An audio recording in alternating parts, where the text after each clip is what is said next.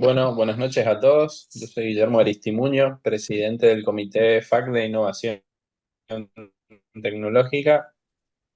Antes que nada, gracias a la FAC y a CETIFAC por este webinar. Eh, bueno, hoy vamos a tener el honor de escucharlo como disertante a Santiago Troncar, que es director y cofundador de consultoriomóvil.net, una plataforma de digitalización de consultorios médicos ambulatorios, y trabaja en el sector ya de salud hace más de 10 años, desarrollando tecnologías para ayudar a médicos especialistas y pacientes crónicos. Es también especialista y profesor de Medicina Digital de la Facultad de Ciencias de la Salud de la Universidad de Córdoba. Es invitado regularmente en programas en todo lo relacionado a salud digital y health tech que ofrecen las distintas universidades de Buenos Aires, de San Andrés. A lo largo de los 10 años ha desarrollado conferencias nacionales, internacionales, Argentina, México y Chile. Como panelista tenemos el honor de contar con Sebastián Benítez, que es jefe de servicio de imágenes del Hospital Privado de Rosario, exdirector del Consejo de Salud Digital de la SAC, presidente de la Fundación Diagnóstico Cardiovascular de Rosario y coeditor de la página web de la SAC. Santiago Manzolillo, médico cardiólogo electrofisiólogo, jefe del Departamento de Innovación Tecnológica del Instituto de Cardiología de Corrientes y es actualmente el secretario de Informática de la FAC. Como moderador vamos a tener al vicepresidente del comité, que es Pablo Morel, que tengo el gusto de trabajar a su lado. Santiago, cuando quieras comenzar. Bueno, muchísimas gracias. Les agradezco infinitamente a todo el equipo de la FAC, Guillermo, Santiago, a todo el equipo la invitación. Un honor que me inviten a esta charla. Les pido mil disculpas, es culpa mía la demora. No, tuve un problema y no podía ingresar, así que bueno, acá estamos. Así que le voy a meter pata con esto. Bueno, entonces, como bien contaban en la introducción, la idea es básicamente contar brevemente eh, cómo es esto de digitalizarse, de la prescripción electrónica, de telemedicina, de las redes sociales y después abrir a una charla entre colegas, ¿no? Bueno, yo básicamente voy a contar muy rápido. Yo hace 10 años trabajo desarrollando tecnología y ayudando a los médicos y a los pacientes a digitalizarse a través de una plataforma que se llama Consultorio Móvil, y lo que buscamos fue siempre que esto llegara en lo posible gratuitamente a los médicos a través de alianzas con la industria farmacéutica que sponsoriza y meramente es sponsor y trabajando con sociedades médicas. Así que de nuevo agradezco esta oportunidad de esta conversación. Bueno, no es ninguna novedad. Ustedes viven todos los días adentro de sus teléfonos, sufren también y aprovechan también que los pacientes están ahí, pero está claro que ya hoy, post pandemia, antes de la pandemia ya lo sabíamos, pero post pandemia fue muy claro que la medicina digital tiene un lugar y los pacientes son cada día más digitales. Pasamos a la siguiente slide. Disculpen que estamos con un operador ayudándonos porque no la pude cargar, así que van a escuchar esto. Y el punto acá, a ver, donde yo quiero hacer hincapié es, no solo tiene que ver con digitalizarnos nosotros como profesionales, sino también entender lo que nos rodea, ¿no? Porque muchas veces muchos médicos pueden ser muy tecnológicos y tener una historia clínica, una historia de turnos, lo que sea, pero al final del día el paciente es importante, el financiador es importante, la farmacia, el prestador, el hospital a donde yo trabajo, mi equipo de colegas, ¿no? Entonces, no solo tenemos que mirar lo que nosotros estamos haciendo con la tecnología, sino lo que nos rodea y cómo el sistema cada día se va digitalizando más y más. Bueno, y acá entonces la primera pregunta que les hago yo, para que ustedes piensen, la idea de esta charla es un poco gatillar ideas, ¿no? Es qué nivel de digitalización tengo. Entonces, si arrancamos por derecha, el grupo más grande son los médicos que hoy de alguna manera están vinculados con los pacientes o a través de WhatsApp o a través de email o hacen teleconsultas, lo que sea. En una instancia siguiente está el médico que se animó a poner una historia clínica digital, un sistema de turnos online, habilito mi turnero en una página web y empiezo a usar receta electrónica o prescripción electrónica. En el siguiente grupo tengo los médicos ya un poco más chicos que tienen una presencia en Internet, ¿no? Que se animan a estar en Internet, a existir, a figurar y a un poco a empezar a contar cosas de medicina. En la siguiente etapa ya no existo, sino tomo un rol más activo en esto de las redes sociales, ¿no? Quiero educar, quiero comunicar, quiero ser alguien que tenga una voz en este mundo. Y si seguimos avanzando, bueno, ya tenemos médicos que usan apps para seguir a sus pacientes, o un sistema de seguimiento de pacientes, o un sistema ya más preparado para la medicina digital, hasta que llegamos a lo que hoy parece más sofisticado, que es la inteligencia artificial. Entonces acá de nuevo la pregunta es entender dónde estoy yo, no está ni bien ni mal dónde estoy. La pregunta importante es dónde estoy parado, todo lo que tengo que hacer y dónde están parados mis colegas que trabajan conmigo, y los financiadores que trabajan conmigo, que son obviamente muy importantes porque de eso se trata de atender pacientes y poder ser remunerado al respecto. Entonces, o el paciente me paga en forma directa o trabajo con un financiador. Entonces, la pregunta es dónde estoy yo y dónde está todo ese grupo de gente. Bueno, y acá la pregunta es, ¿tenemos un marco regulatorio para saber? ¿Existe una ley de salud digital, de medicina digital?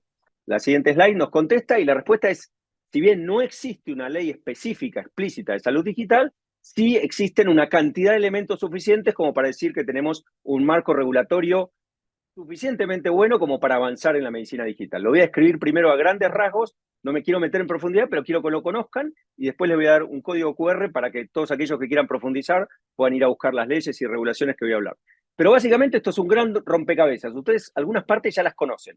La arriba de todos la conocen de memoria, derecho del paciente, y dentro de los derechos del paciente hay uno muy importante que es la historia clínica, que es un derecho del paciente y una responsabilidad de ustedes, y el famoso consentimiento informado. A la izquierda tenemos el tema de protección de datos personales, ¿no? Ustedes como profesionales manejan data sensible, lo que la ley llama sensible. Bueno, hay un marco hace muchos años de protección de datos personales de nuestros pacientes. Después surgió, años después, la historia clínica digitalizada, y después surgió la receta electrónica, y después surge el Estado ya hablándonos de tres cosas: telemedicina, teleasistencia, teleconsulta. Y después, por otro lado, vamos a hablar muy rápido de la nueva regulación que generó la receta electrónica, y si pasas al siguiente slide, ya profundizo un poquito. Entonces, ya desde el año 2000 tenemos la ley que ustedes conocen de protección de datos personales. Entonces, al que le interese saber, vos tenés información de tus pacientes, tenés que cumplir con la regulación de datos personales porque tenés información sensible.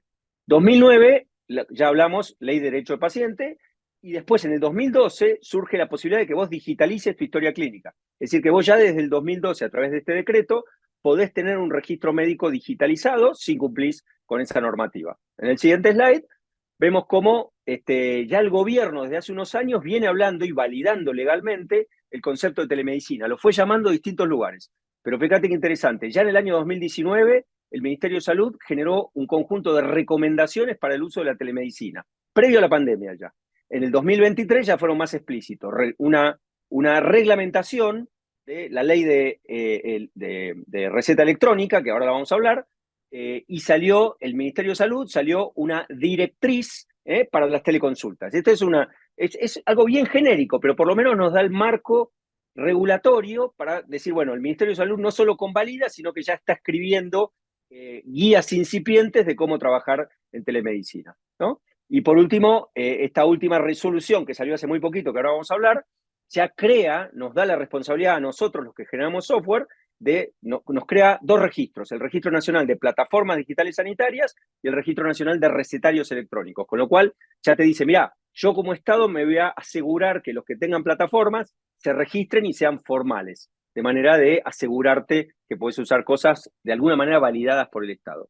Y si vamos al siguiente slide, vamos a hablar de lo que, este último, solo para los que no conocen, el concepto de esta interoperabilidad, que es simplemente el concepto de interoperabilidad, es esto de que lo que tiende el mundo a hacer, esto es un consenso, un estándar mundial que se aplica en Argentina también, lo que tiende el mundo a hacer es que los sistemas estén hechos de una manera que puedan hablar unos con otros, para decirlo de manera sencilla. Es decir, que sigan una serie de estándares que son estipulados a nivel global, que se implementan de manera local, entonces que vos técnicamente en un hospital, en una clínica, en un centro médico, hablen los sistemas de una manera con el aspiracional de largo plazo de que un paciente pueda llevar lo que se llama la portabilidad de su historia clínica. Es decir, que me atiendo en un hospital público, después pueda ir a cualquier hospital privado, público o al exterior y lleve mi registro médico en un estándar que sea interoperable. Entonces, de eso se trata, y el Estado en esto ha sido bueno. Realmente todas las disposiciones que va teniendo y las estrategias van apuntando a ratificar una y otra vez que el estándar es este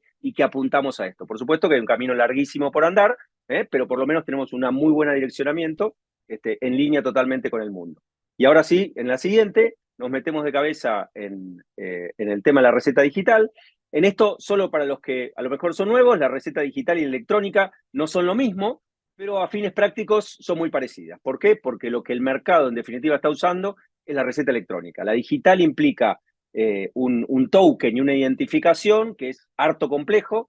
Entonces lo que el mercado instrumentó es la receta electrónica. Por eso la ley contempla las dos posibilidades, si no bien no son lo mismo, en general el mercado va con la receta electrónica, que simplemente siguiendo una serie de regulaciones se cumple y no necesitas un token cada vez que cargas algo.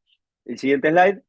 Entonces, aparecieron ya del año 2020, la pandemia, la famosa ley de receta digital o electrónica, pero tardamos 3 años en regularla, en reglamentarla.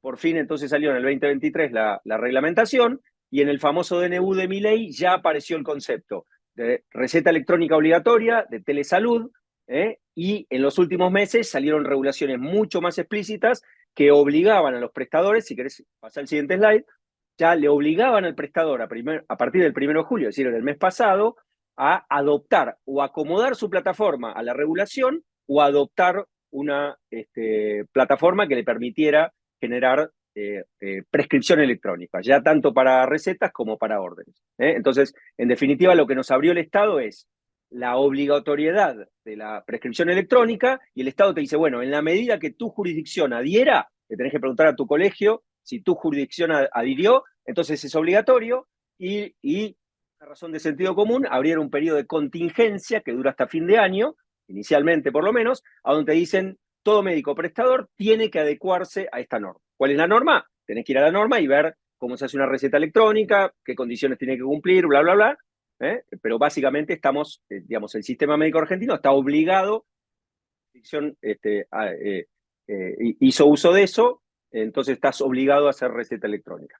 Seguimos al siguiente. Entonces, la siguiente pregunta que nos hacemos es, bueno, ¿qué quiere decir esto de digitalizar la práctica médica? Avancemos. Entonces, hoy ya ustedes lo viven esto. Hoy realmente ya el mercado de los pacientes, el sistema de salud, no es el mismo que era hace 10 años.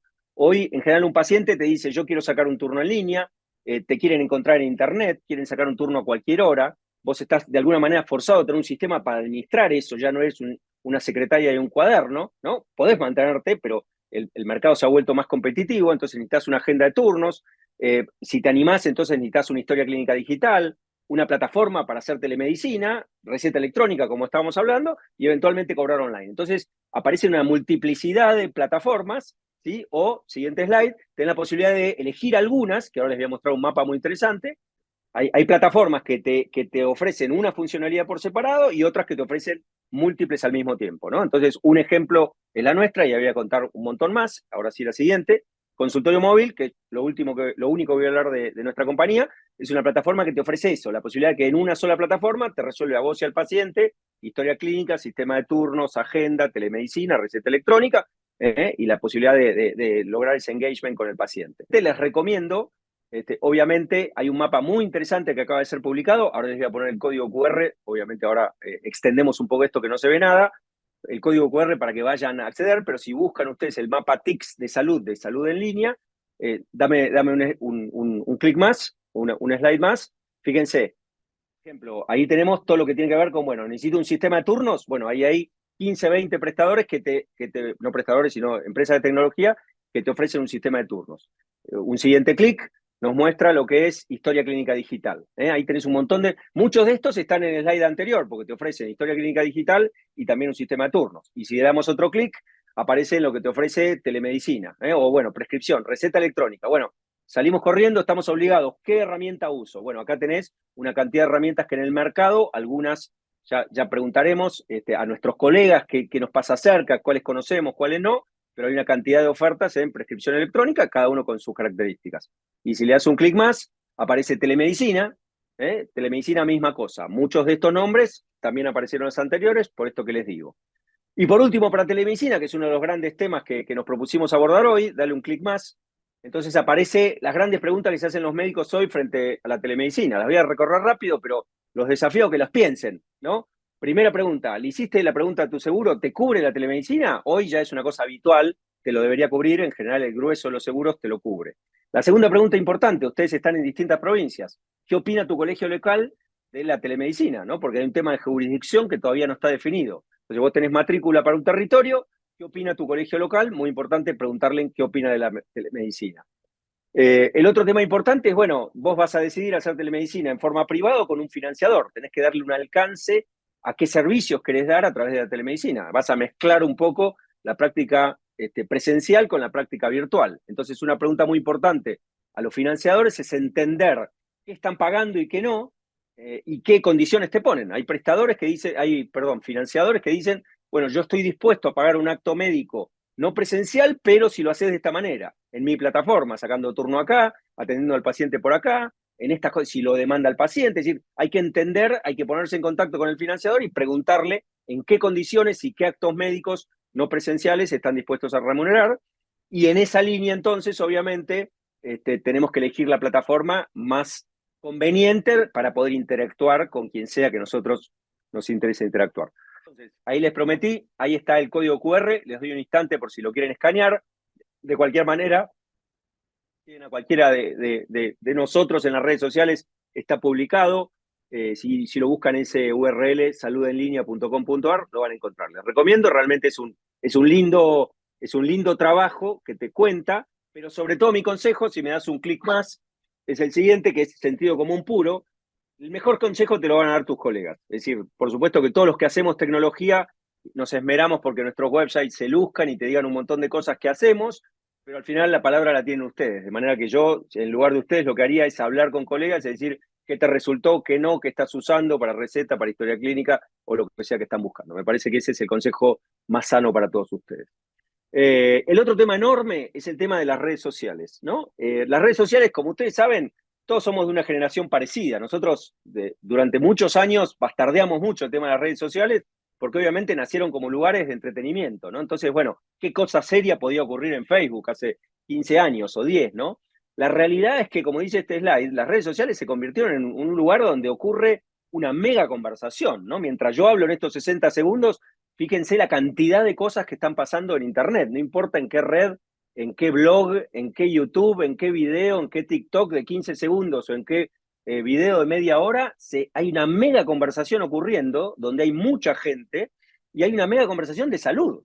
Entonces la pregunta que me gusta hacerme a mí todas las mañanas y que les hago a ustedes es cuánto estás participando vos de esta mega conversación, ¿no? Vos sos un experto en insuficiencia cardíaca, se está hablando de este tema, hay pacientes hablando, médicos y lo peor de todo, hay influencers que no saben de medicina que están hablando sobre tu temática. Entonces la pregunta es, ¿nos vamos a quedar afuera escuchando y viendo lo que los pacientes van a buscar información o vamos a participar? Me encanta el concepto de share of voice. ¿Qué porcentaje de esa conversación estás ocupando vos como especialista en tu materia, ¿no? Entonces, bueno, ¿qué podemos hacer al respecto?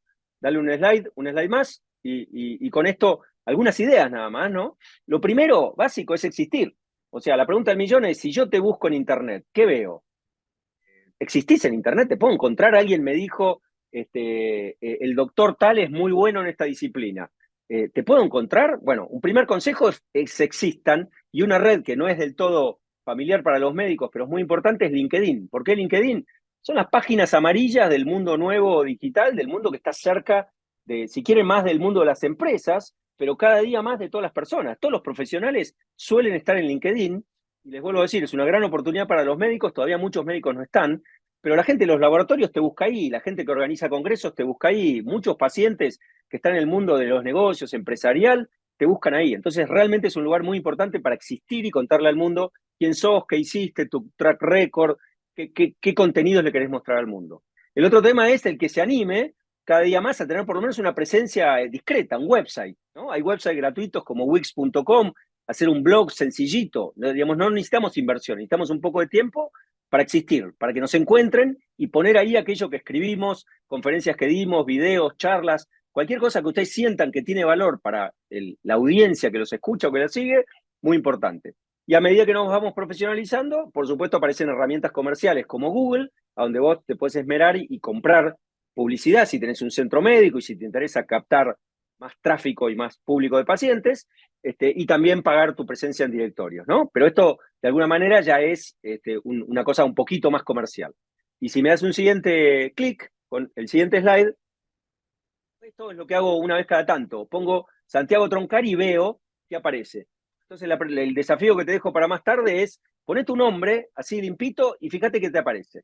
Y te vas a dar cuenta que lo primero que va a hacer Google es ir a buscar LinkedIn a ver si te encuentra, a ver quién es Santiago Troncar. Y después van a aparecer, fíjense cómo empiezan a aparecer las redes sociales. Yo tengo una cuenta en Twitter, entonces aparece eso, en Twitter X, y después aparecen mis videos, y después mis charlas, y después mis artículos publicados. Bueno, ¿estoy conforme con esto? ¿Voy a hacer algo al respecto? Entonces te desafío a que te busques y te encuentres. Sencillamente es lo que hablamos antes. Entonces, ahí está la gente hablando de salud. La pregunta es cuánto querés participar. Y hay muchas maneras de participar. La primera, muy sencilla, es estar y curar contenidos, ¿no? Si yo lo único que hago en Twitter es seguir, o no sé, o en Instagram, es seguir contenidos buenos y los retuiteo y los reposteo, no es un gran esfuerzo. Tengo que identificar y curar qué es bueno y qué es malo. Yo sigo a sociedades médicas, sigo a referentes, sigo a gente interesante, a instituciones interesantes. Bueno, no es tan difícil seguir contenidos buenos y replicarlos. Eso no toma mucho esfuerzo. Es lo primero que podemos hacer. ¿Sí? Ya con eso le hacemos un favor a nuestra audiencia, porque ustedes son expertos en lo suyo. Entonces, si ustedes curan esos contenidos, los eligen y los republican, ya están dando un paso adelante.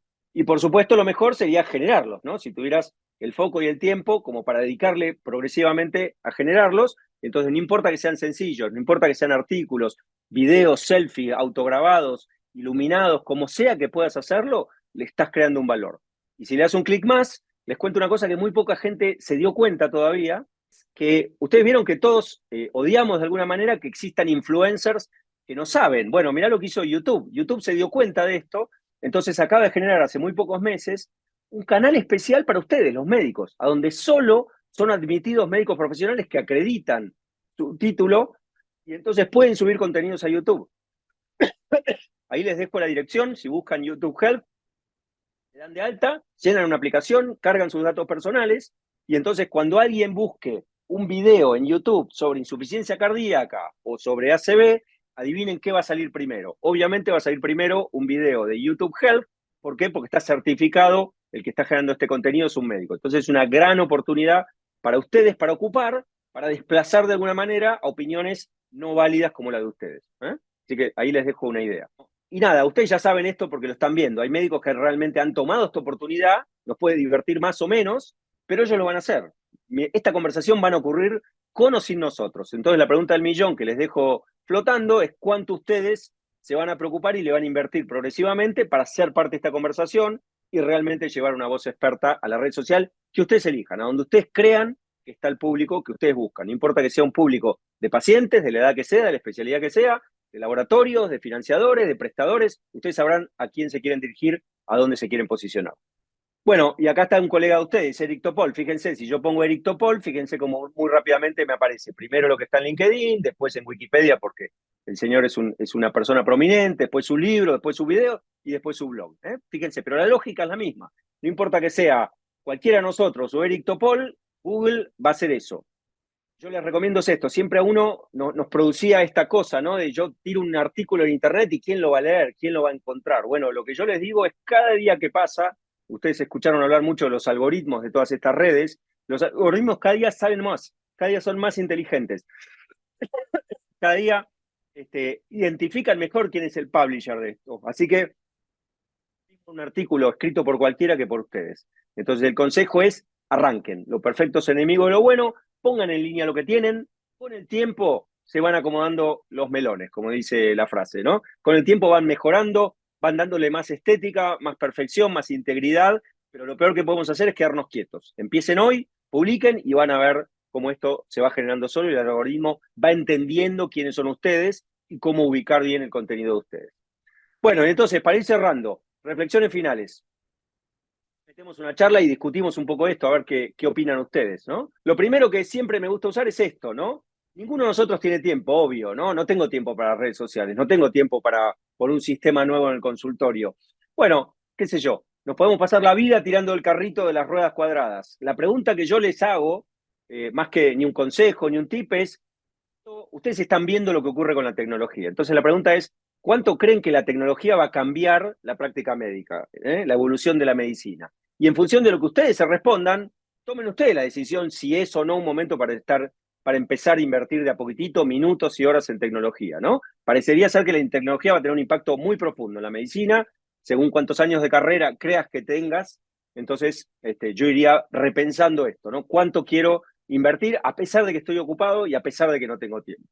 Acá les dejo dos líneas para investigar. Aquellos que dicen, bueno, ¿por dónde empiezo? Bueno, hay una comunidad muy interesante en Argentina que se llama TISAC, que es una comunidad que se dedica a esto, a investigar, tiene una newsletter linda y tiene una agenda, un calendario de eventos que tienen que ver con la salud digital, te los recomiendo. Y después a la derecha tienen HIMSS, HIMSS es Health Information Management Systems Society. Es la Sociedad Americana de Informática Médica que se convirtió en una sociedad global que hace los eventos más espectaculares de medicina digital en todo el mundo, sobre todo en Estados Unidos, pero se han globalizado. Hay incluso algunos hechos en Latinoamérica. Recientemente fue uno en Chile. Les recomiendo entonces seguir a HIMSS y seguir a TISAC como dos fuentes. Por supuesto, hay un montón de referentes, incluso locales en Argentina, como para seguir de cerca y poder ir metiéndonos cada día más en la network esta, porque esto lo aprendemos todos los días. Somos todos alumnos, todos colegas, nos vamos invitando mutuamente, aprendiendo la experiencia unos de otros. Por eso esto no es ni más ni menos que compartir las experiencias, ¿no? Les recuerdo que es una disciplina que tiene muy pocos años, así que estamos todos ejecutando y todos aprendiendo de la experiencia propia y ajena, ¿no? Así que les recomiendo que se vayan involucrando con estas networks. Y por último, y este es mi último slide, siempre digo que la medicina digital, al igual que la medicina, es obviamente una maratón. Estamos todo el día aprendiendo, ¿no? Y no importa cuál sea tu grado de madurez, arranca con un primer paso, ¿no? No importa en qué grado estés de A1 a 10 en tu madurez digital, siempre tenés un siguiente paso que dar, ¿no? Así que yo celebro que la FAC tenga su secretaría, su comité de innovación y se meta en estas actividades, por supuesto que a disposición de ustedes para colaborar, y creo que es fundamental, no importa dónde estemos, dar un siguiente paso y después otro paso y después otro paso y ver cómo la tecnología va transformando la medicina digital. Por último, en el último slide, les dejo un código QR, les agradezco mucho el tiempo y la atención, les dejo mi mail, les dejo un código QR. Este es un sitio nosotros de links que posteamos, que simplemente están todos los artículos, unos cuantos artículos interesantes y todas las leyes y decretos que les fui mencionando, porque si alguno quiere profundizar en las últimas regulaciones o en las cosas que venimos charlando, incluso algunos artículos de guidelines a nivel mundial de mejores prácticas de telemedicina y demás, bueno, ahí tienen una humilde colección de artículos, leyes y decretos como para despuntar el vicio y meterse de a poquitito en esto. Así que bueno, Santiago, Guillermo, hola Sebastián, te saludo, ¿cómo estás? Un gustazo estar en esto y bueno, nada, ahora abrimos la charla que es obviamente la parte más interesante, la discusión entre colegas de cómo lo ven, cómo no lo ven y qué aspectos ven en esto. Muchísimas gracias a todos. Muchas gracias Bueno, por la disertación, excelente como siempre. Vamos a dar a la apertura a la charla con el doctor Santiago Manzolillo, si quieres aportar algo, y el doctor Sebastián Benítez. Bueno, gracias, muy buena la charla. Yo creo que este tipo de herramientas ya deberían empezar a enseñarse en la facultad. Nosotros ya salimos hace bastante de la facultad y conozco muchísimos colegas que tienen su consultorio privado y que tienen un cúmulo gigantesco de datos. Probablemente algunos tengan inclusive en carpetas de Word sus historias clínicas, o sea, tienen un nivel de digitalización que todavía es, digamos, bastante precario, pero que probablemente sea el primer paso, digamos, para poder continuar, digamos, con todas estas otras cosas que realmente son las que van a modelar la medicina de los próximos años. O sea, aquel que no se adapte a las nuevas tecnologías, sabemos que probablemente va a tener problemas, digamos, así como las personas que no usaron cuando fue disruptiva la computadora. Esto es disruptivo, esto ya está, y hay que empezar a manejar toda la tecnología. Una pregunta que yo te haría es, ¿qué consejo le darías a una persona que tiene, por ejemplo, carpetas divididas por la letra, como yo conozco, y tiene, qué sé yo, fácilmente 2000, 3000 Word, cada una de las páginas es un paciente y va escribiendo lo que ve en cada visita, digamos. ¿Cómo puede una persona que tiene un nivel bastante elemental, digamos, de estructurar su base de datos, avanzar hacia un sistema? ¿Cuál sería el primer paso, digamos? ¿Hay que pasar ya de entrada a una página profesional como la de ustedes o se puede hacer algo intermedio? Mirá, esto es una opinión obviamente muy personal, pero yo creo que todos los que hacemos tecnología tratamos de facilitarles la digitalización, ¿no? Les voy a contar lo que hacemos nosotros, pero el primer tip que yo te doy y que es consejo de los colegas que lo han hecho es, vos podés tener 5000 historias clínicas, pero la verdad es que para este mes necesitas 100.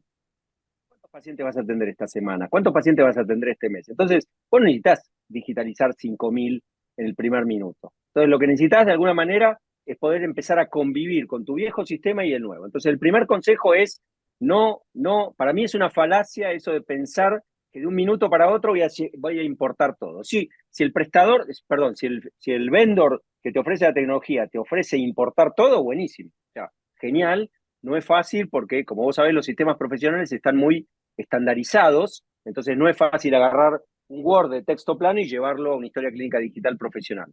Entonces, mi primera reflexión es, para digitalizarte no es necesario que empieces con todo. Podés empezar con los pacientes de esta semana, de este mes, de los siguientes 2 meses y ponerte en marcha. Y empezás a convivir, así como nosotros hacemos cosas multitasking, ¿no? Tenés una ventana abierta con una video y la otra ventana con otra cosa. Bueno, acá puedes hacer lo mismo, puedes trabajar con lo que tengas y de a poquitito ir cargando tus nuevos pacientes y aprendiendo a usar un nuevo sistema, cualquiera sea el que elija. En nuestro caso, ¿qué les ofrecemos? En el caso de consultorio móvil, el tip es muy fácil. A través de la app, vos lo que podés hacer es habilitás suponete que vos me atendés a mí, Santi Troncar, habilitaste el paciente Santi Troncar en el sistema nuevo, ¿sí? Que es muy fácil de hacer. Entonces, lo que haces es importar ese documento de Word y lo pegás ahí y te lo guardás como un antecedente. Entonces, cada vez que quieras ver el pasado, tenés el documento ahí. Mañana estás en un congreso en Mar del Plata de vacaciones o de viaje, bueno, podés entrar online y ver tu famoso Word. No es lo ideal, pero ahí está. La segunda cosa que nosotros hacemos, si en lugar de un Word es una ficha, te damos la oportunidad de que le saques una foto y la subas. Entonces, en lugar de tener la ficha física, que en general está en tu consultorio, ahora la subiste a la nube y está adentro de tu sistema nuevo, sea el nuestro o cualquier otro, y por lo menos ves la ficha digitalizada. Entonces, es una manera de decir, no es que tiro la ficha, la digitalizo, la guardo y de ahí en adelante empiezo a tipear. Así que yo les doy consejos de sentido común. Ahora, si viene un vendor y te dice, yo te digitalizo todo con inteligencia artificial y bla, bla, bla, buenísimo.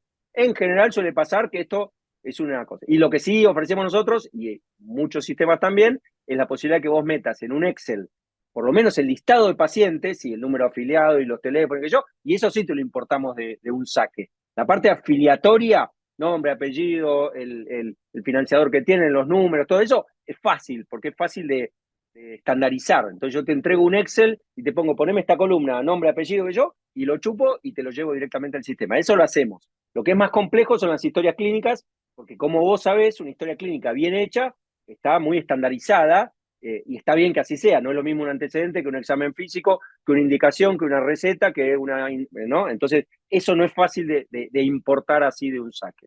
No sé si contesté tu pregunta. Bueno, buenas noches a todos. Muchas gracias por la invitación, Guillermo, Santi, Santi Manzolillo. Y bueno, un gusto, Santi, estar con vos y charlar un poco. Excelente la presentación, como siempre. A ver, voy a usar esto para ponerme del lado del médico. Santi hizo una excelente presentación de todo lo que hay en el mercado. A mí cuando charlamos de esto, porque muchas veces se genera mucho temor por parte de los médicos, Santi nos planteó un panorama de todo lo que existe en el mercado. Lo que hay que llevar tranquilidad es que no se necesita de todo eso para ejercer. Eso es todo, eso es lo máximo que hay.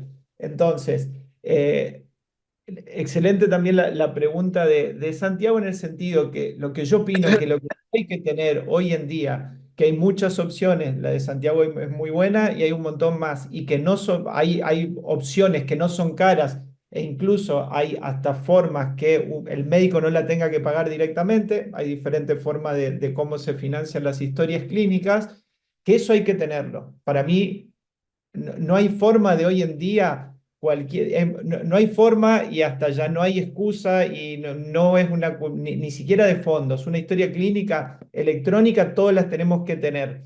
Y me parece fantástico lo que dice Santi, arrancar y después ir viendo la mejor forma. No perder los antecedentes que uno tiene del paciente, pero tener la historia clínica. Dicho esto, para el resto de todas las otras cosas, en principio con esto que tenemos acá, creo que tenemos una herramienta para hacer absolutamente todo, desde prescripción electrónica hasta teleconsultas, hasta guías de ayuda, hasta telemonitoreo, monitoreo remoto de los pacientes, todo prácticamente sin costo. Hay que darse maña, pero si uno quiere turnos, se puede hacer turnos en el calendar de Google. Si uno quiere hacer una teleconsulta, no necesita una plataforma, use WhatsApp y puede hablar tranquilamente con los pacientes y hacer teleconsulta. Y así hay un montón de ejemplos. Eh, Obviamente hay cosas que llevan más tiempo o más maña, si lo quieren decir de alguna forma, y hay formas más sencillas. Uno contrata una plataforma multifunción como la que nos mostró Santi y claro, el camino va a ser más simple. Pero siempre me gusta dejar este mensaje que es crucial, no pensar que vamos a tener que estar comprando 20.000 cosas para ejercer nuestra profesión. Porque al fin y al cabo, lo único que necesitamos para ejercer nuestra profesión es nuestra firma. Digamos, de la única forma que no hay un acto médico es si no hay un médico atrás o un paciente adelante, como ustedes quieran. Después, uno puede ir tecnificando y mejorando.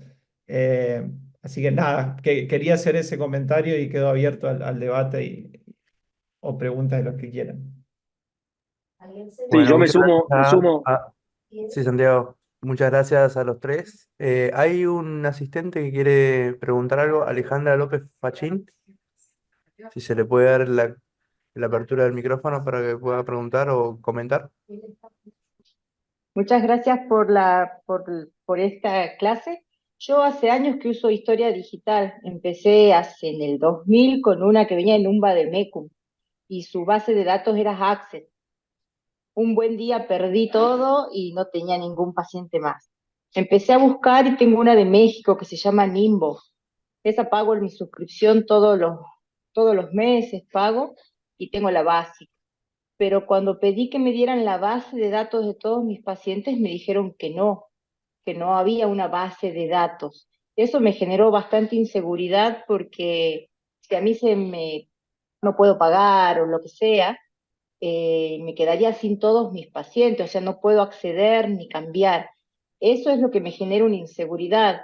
Si bien este nimbo yo puedo tener en el celular, mis pacientes me preguntan si por recetas y se las hago al toque, o cuando me devuelven órdenes desde el Círculo Médico de Salta, yo puedo ver cuáles son los datos que me faltan y llenar. Esto a mí me alivia mucho. Pero el no saber dónde está la base de datos de mis pacientes, eso me preocupa. ¿Cómo hace consultorio móvil con esta situación? Esa es la pregunta que tengo. Bueno, perfecto. No, es una muy buena pregunta. Obviamente, vos deberías exigirle a ellos que te den una base de datos. Te contesto, nosotros, obviamente, en consultorio móvil, cualquier usuario, administrador, tiene derecho a hacerse un backup solito. Es decir, no, ni siquiera depende de nosotros. Si necesita ayuda, lo ayudamos, pero vos como usuario de consultorio móvil, administrador, tenés derecho a hacerte un backup cuando vos querés, porque la información, obviamente, es propiedad del paciente y responsabilidad tuya. Así que ese es uno de los criterios importantes a la hora de elegir una plataforma. Por eso les recomiendo que hablen con colegas. Mirá, esto que decís vos es muy relevante. Entonces, todos los colegas escuchan tu experiencia con este jugador que se llama Nimbo. Ahora, yo, por supuesto, los conozco a ellos porque son un jugador de Centroamérica.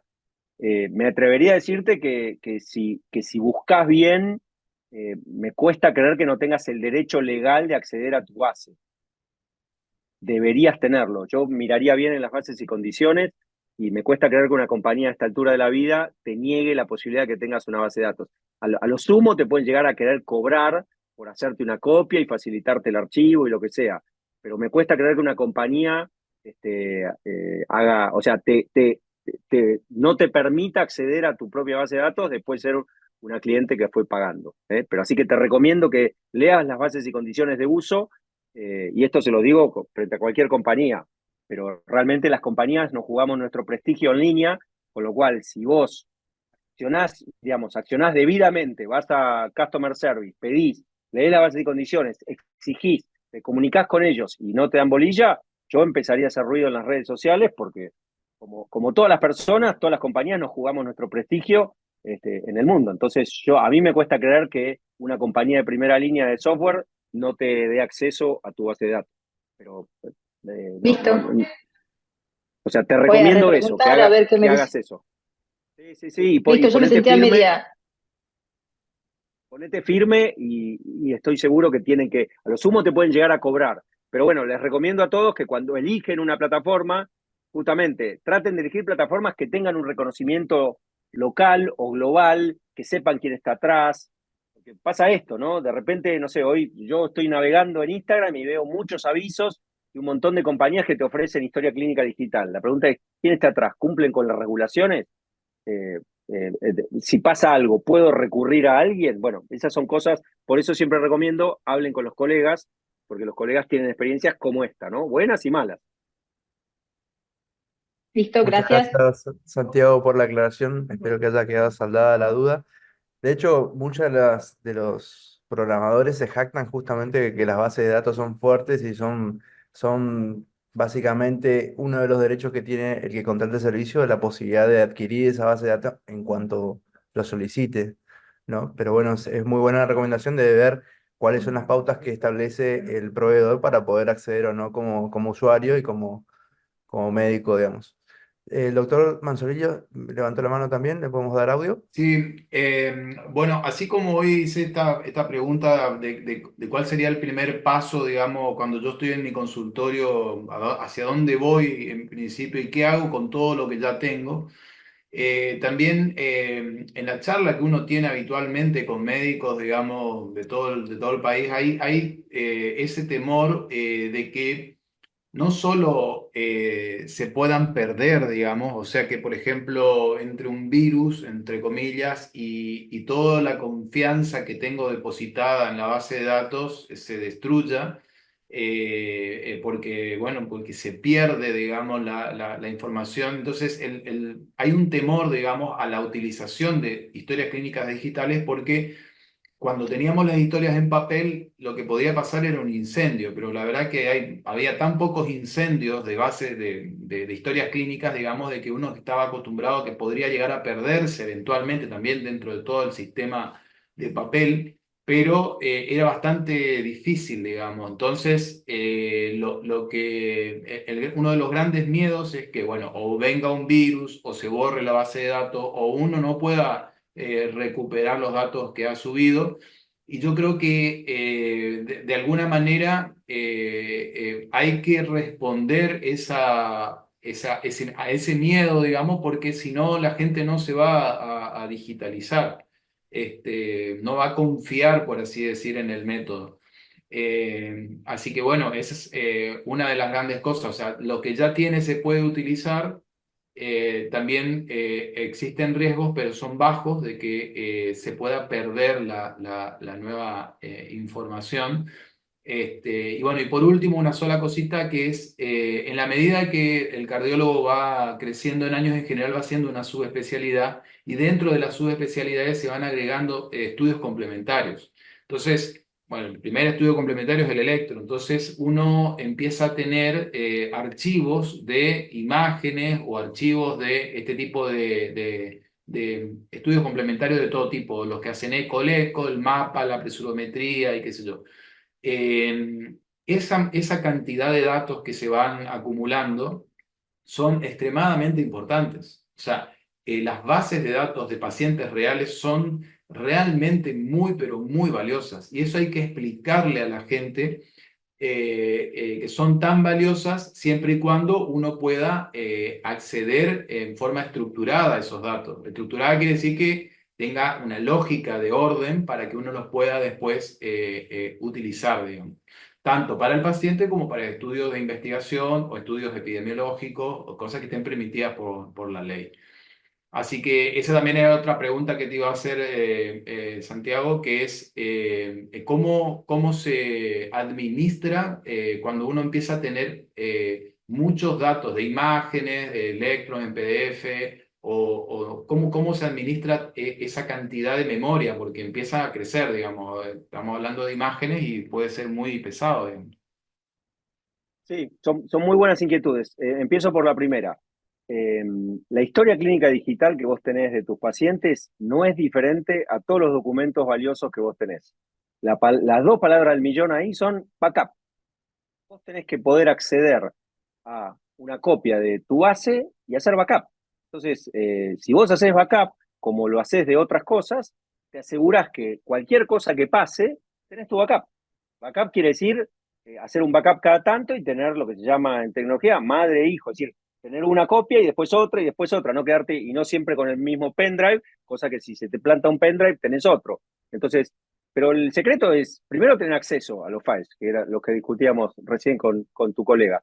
Y después, por supuesto, hacer backup, igual que haces con otras cosas. Así que la única solución es eso. La buena noticia que tenemos hoy es que hoy hacer backups son infinitamente más seguros que lo que hacíamos históricamente en computadoras, cuyos discos rígidos se pinchan, en pendrives que se pinchan o que se pierden, y en discos rígidos externos. Ahora, hoy realmente las soluciones que hay para guardar información son extraordinarias, infinitamente más seguras que cualquiera de los dispositivos que manejemos nosotros, aunque seamos buenísimos en tecnología. Entonces tiene todo el sentido del mundo elegir estos grandes centros como Amazon Web Services y tantos otros que te ayudan a guardar información digitalizada. Elegí vos el que quieras, y la verdad que el costo hoy de guardar información es bajísimo comparativamente con lo que era en la historia. Entonces, para mí las dos respuestas son, uno, backup. O sea, tenés que acceder a tu registro, hacer un backup prolijo tuyo para estar seguro que dormís tranquilo. A ver, esto no vamos a volver al papel porque tenemos miedo de lo digital. Esto ya está, el papel ya fue. Sí, podemos seguir usándolo todo el tiempo que quieras, pero el futuro digital y el presente digital tenemos que acostumbrarnos a convivir con estas herramientas y con los miedos y pesadillas que nos generan estas herramientas. Entonces, bienvenido al mundo digital. Lo que tenemos que hacer es primero acceder a la información, segundo backupearla y tercero guardarla en un lugar seguro. Los lugares seguros son las grandes redes, por ejemplo, Amazon Web Services, entre otras. ¿Ok?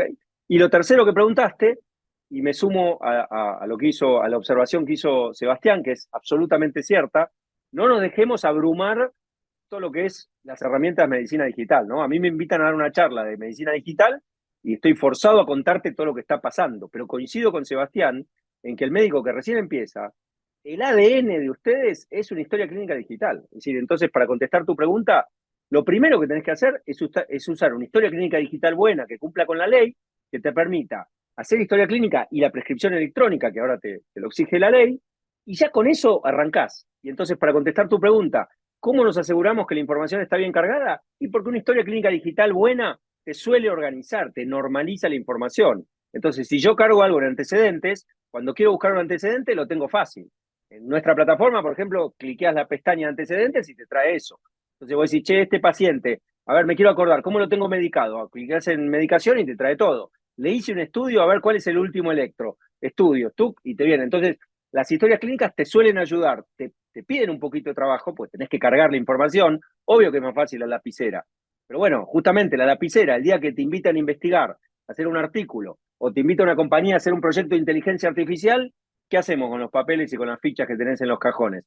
Nada, no hay manera de convertir eso en algo de utilidad. Entonces, por supuesto que es un poquito doloroso esto de tipear e invertir unos minutos, pero de la misma manera que lo dijiste vos recién, ustedes tienen oro en polvo en la medida en que puedan llevar la experiencia de sus pacientes a los bytes. Si organizan eso, lo normalizan y cargan información de valor, ustedes tienen una mina de oro en términos de que pueden contribuir con múltiples estudios, con múltiples proyectos, con múltiples apps, los pueden invitar de laboratorios, de cross, de investigadoras, de proyectos de todas las naturalezas, porque lo que la medicina moderna busca es al paciente, y el paciente lo tenés vos. Entonces, o sea, la mejor evidencia médica solo se construye en base a tus pacientes. Entonces, cuanto más pacientes, información rigurosa, buena, de calidad, tengas cargada en tu historia clínica de manera lo más normalizado que puedas, si vos agarrás una caja de texto plano y tirás ahí todo, bueno, ¿es mejor que nada? Sí, pero la verdad que el día que quieras ver cuántas recetas hiciste de esta droga versus otra, y cómo fue el outcome de un tratamiento versus otro, y bueno, vas a tener que estar navegando textos planos, entonces que Dios te ayude. En cambio, si tenés normalizado, bueno, ahí es otra cosa, ¿no? Así que bueno, no sé si contesté tu pregunta, pero me parece que los consejos son eso, son sentido común. Acceder a la información, backupearla con prolijidad y usar una historia clínica prolijita, profesional, legal, lo más rápido que puedas. Como dijo el Sebastián, empiecen por ahí. Después si podés tener un sistema de turnos, una página de redes sociales, todo lo que viene. Pero el corazón de la práctica médica digital, coincido con Sebastián, es una historia clínica digital, legal, y que les dé receta digital. Un comentario sobre esto, porque para mí se corre mucho riesgo en esto si uno quiere ser un lobo solitario, por decirlo de alguna forma. Eh, la interoperabilidad no es una realidad en la Argentina y yo no creo que lo sea por muchísimo tiempo. Por lo cual, siempre que nos podamos agrupar, generar comunidades y tratar de manejar estas cosas en conjunto, para mí va a ser mejor. Y esto hay muchas formas de hacerlo. Entonces, siempre va a ser preferible una historia clínica que sea de un centro y que no sea solo de Guillermo Aristimuño. Estos son opiniones personales. O por ejemplo, yo no siempre se puede, pero si yo trabajo en una institución grande que tiene su historia clínica electrónica, yo hablaría a ver si no me dejan utilizar y seguir cargando mis pacientes en esa historia clínica y no en otra. Porque la realidad es que si nosotros atendemos nuestro consultorio particular y después nos vamos al consultorio institucional, si el paciente por una una comodidad de horario, un día nos ve en un lugar y otro día nos fue a ver a otro, nosotros vamos a tener fragmentada esa información. Porque hoy en día no existe la interoperabilidad en la Argentina y yo lo veo muy difícil de que exista por muchos años más.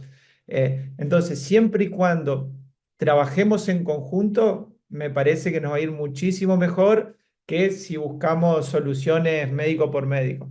Aparte, con la realidad de trabajo que tenemos en la Argentina, en muchos lugares, hasta por ahí te vas a tener que fragmentar a cargar tus pacientes en 3 o 4 historias clínicas diferentes. Sería que tu paciente va a estar repartido en fragmentos por todos lados.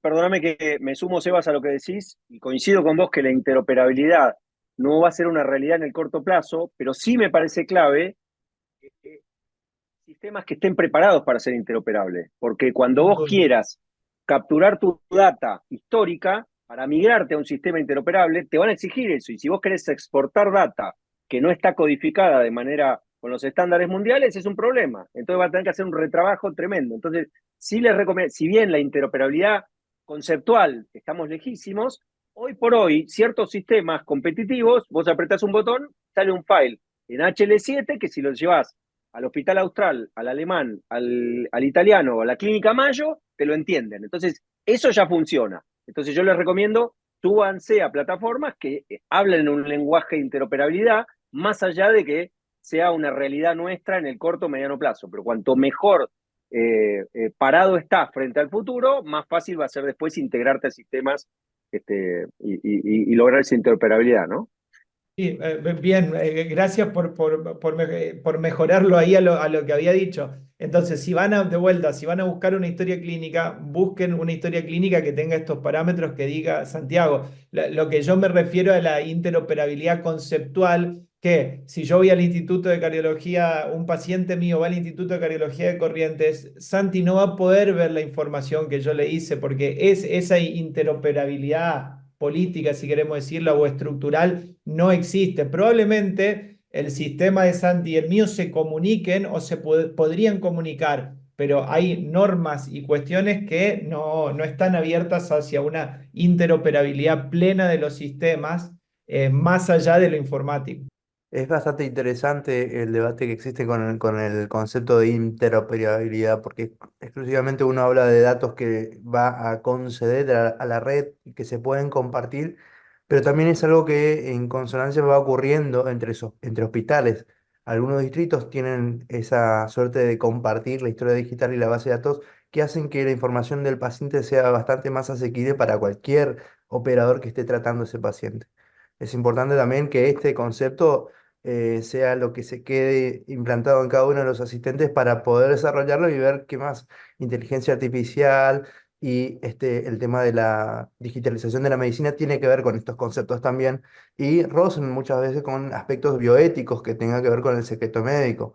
Pero bueno, siempre hablando en que se puede compartir la información relevante del historial clínico de un paciente, también es algo que uno tiene que destacar. ¿Hay alguno más que quiera preguntar? Alejandra, ¿querés preguntar algo, aportar algo? Sí, otro tema, la cuestión de las recetas digitales. Aquí en Salta, a mí me pasaron una app que se llama Miss RX.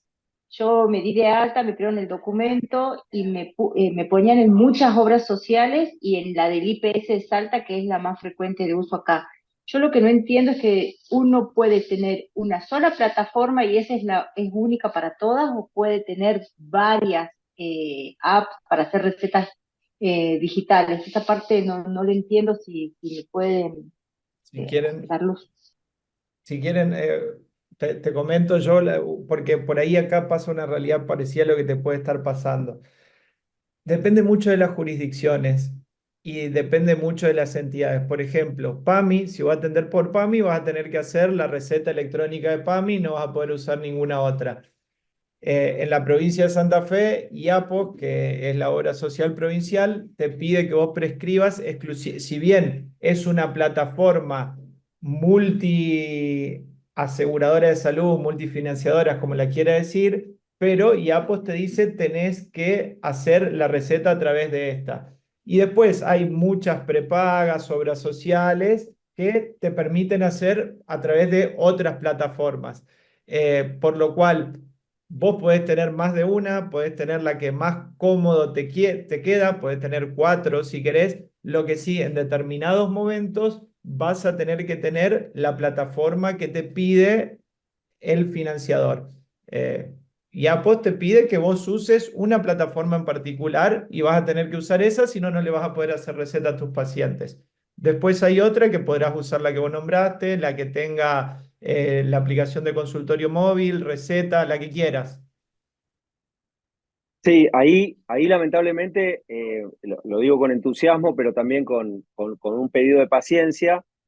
Tienen que entender que esto es muy nuevo, ¿no? Esto está reglamentado hace muy poquito tiempo y la verdad es que el Estado mismo recién acaba de exigir la obligatoriedad y es como volar un avión mientras uno lo construye, ¿no? Entonces pasa esto. Los financiadores, para bien o para mal, tienen derecho a imponer reglas, porque ustedes saben que la regulación es federal, pero después la jurisdicción es la que manda. Entonces, cada financiador pone sus reglas y lamentablemente hay que jugar el juego que te imponen localmente. Entonces, por eso mi consejo es, hablen con sus financiadores importantes y entiendan esa realidad. Y lamentablemente es esto que dice Sebastián, ¿no? Es decir, lamentablemente vos tenés que aprender a usar distintas herramientas, porque bueno, porque así es lo que nos toca vivir. Entonces, si para vos es importante un financiador de esta naturaleza, acércate, habla y que ellos te recomienden qué aplicación, y a lo mejor vas a tener que usar una, dos o tres. Lamentablemente es así. Esto no es tan diferente a lo que nos pasa en la vida, ¿no? Porque vos te bajás una app para hacer una cosa y después otra, y tu banco te pide otra, y después tu compañía de teléfonos te dice una cosa. Entonces, bueno, esto no es diferente, ¿no? Cuando tenemos jugadores tan importantes como los financiadores, tienen el derecho y lo ejercen de imponerte condiciones, así que lamentablemente es así. Yo creo que con el paso del tiempo esto se va a ir homogeneizando y de a poquitito vamos a ir logrando tecnología que tenga una distribución nacional. Pero por el momento tenés que averiguar adentro de los financiadores que a vos te importan, asesorate ahí lo más rápido posible y no estemos esperando la solución perfecta porque estamos lejos de la solución perfecta. Creo que hay que usar soluciones buenas que resuelven tus problemas y los de tus pacientes. Bueno, buenísima la Gracias. aclaración. Y de manera análoga era lo que ocurría también cuando uno hacía las recetas para diferentes obras sociales. O sea, para una tiene una condición, para otra hay un formulario, para otro un Claro. resumen. Más o menos cada uno, yo no sé si es el derecho del financiador, pero sí como una restricción que pone entre una cosa y otra para que uno sea más deliberado a la hora de indicar unas cosas. Si no hay ninguna otra duda o alguna otra cosa que compartir, podemos ir cerrando. Estamos en tiempo. Muchísimas gracias, doctor Troncal, por la disertación. Doctor Benítez, Marcelillo, Ahí ha sido Santi un quería gusto. decir algo, me parece, que lo veo levantando la mano. No, lo que yo quería decir es que FAT y SAC acá tienen que jugar un rol importante en esto de la interoperabilidad, porque justamente nosotros estamos ampliamente distribuidos. Entonces, yo creo que se me ocurre ahora, ¿no? Esto es una idea mía ahora, es que tendríamos que hacer algún tipo de consenso de interoperabilidad y pedirle a los estados que se pongan de acuerdo, porque realmente es algo muy necesario. Nosotros acá en Corrientes yo estuve ahora hace unos meses reunido con gente que estaba estudiando el tema de que entre los hospitales haya interoperabilidad, copiando el sistema, por ejemplo, que hay en Misiones. Yo tengo, mi hija es médica, trabaja en Misiones y de un hospital a otro se puede ver inclusive las salas periféricas, lo que le han recetado al paciente. Y bueno, el paciente, así como se presenta a la consulta con su DNI, probablemente tenga que dar el OK para que lleve todos sus datos también a a esta interoperabilidad. Así que bueno, lo dejo como un puntapié inicial, a ver si podemos hacer algún tipo de consenso, toma de posición, digamos, de que se ponga la pila al Estado como para que se empiece a caminar el camino hacia la interoperabilidad. Por último, Bueno, quiero sí. les quiero agradecer mucho la invitación y además celebrar esto que acabas de decir, que estén trabajando la FAC y la SAC aunando esfuerzos con experiencias mezcladas, me parece extraordinario. Así que celebro eso y de nuevo agradezco que me hayan invitado a ser parte de este primer webinar de este tema. Bueno, muchísimas gracias por tu presencia, Santiago. Gracias por tu disertación. De nuevo, a todos los presentes, le damos por finalizado esta charla y gracias. Gracias a todos, que tengan buena semana. Chao, hasta luego, buenas noches, gracias.